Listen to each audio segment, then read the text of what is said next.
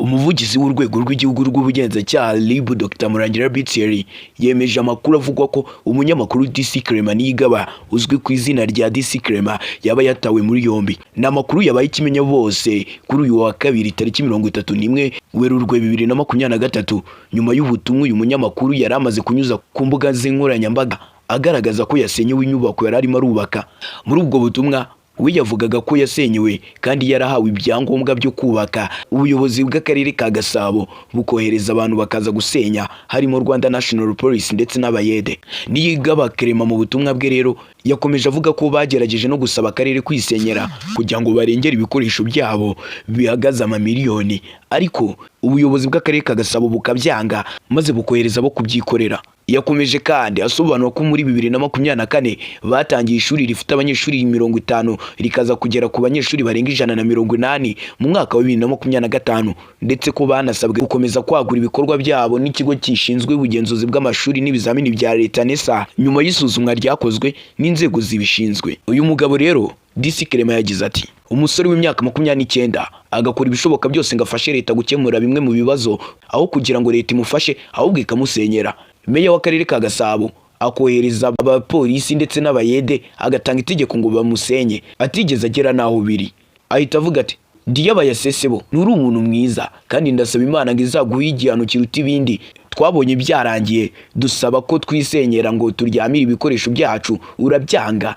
Nubatse ishuri muri 2024 dutangirana abana 50, muri 2025 tugira abana barenga 180, maze ikigo NESA Rwanda iradusura isaba ko twagura ibikorwa byacu.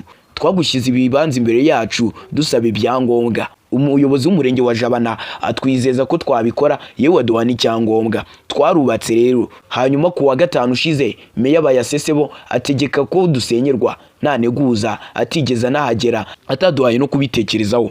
Twamusabye ko basi niba nta kindi cyakorwa twakisenyera mu gihe turi kubikora, avuga ko turi gutinda. None bahabyukiye. None se Abdallah, urubyiruko rwawe tuzabaho gute? Kagahinda kazatwica maze tukiyahura. Izi ni miliyoni zirenga 70 zihiye tuzireba.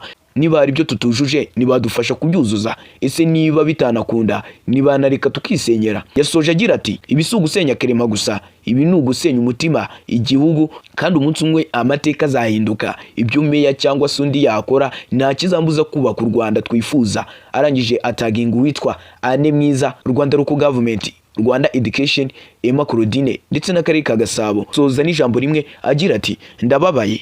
Umuvugizi w'umujyi wa Kigali rero Emma Claudine akimara kubona ibi byose yahise yigara mu uyu mugabo maze agaragaza ko ikibazo gishingiye ku kutubahiriza ibisabwa mu byangombwa byo kubaka. Yasobanuye ko uwubakaga yahawe uruhushya rwo kuvugurura inzu ishaje, ariko aho kuyisana ayihinduraho inyubako nshya itari yemewe, yewe ko yanubatse n'inyubako z'ishuri zidafite ibyangombwa. Ati: ntabwo byemewe kubaka ishuri nta ruhushya. Iyo umuntu atubahirije ibisabwa rero ahanishwa gukuraho ibyo yubatse byose. Yanongeyeho ko awubatse ari mu gace kagenewe ubuhinzi ku gishushanyo mbonera cy'umujyi wa Kigali, bityo atemewe inyubako z'igihe kirekire. Umujyi wa Kigali rero wasabye abaturage bose gukurikiza amategeko agenga imyubakire, kwirinda ibihano n'ibihombo, unibutsa ko hubatswe uburyo bw'ikoranabuhanga bufasha gutahura inyubako zubatswe mu buryo butemewe.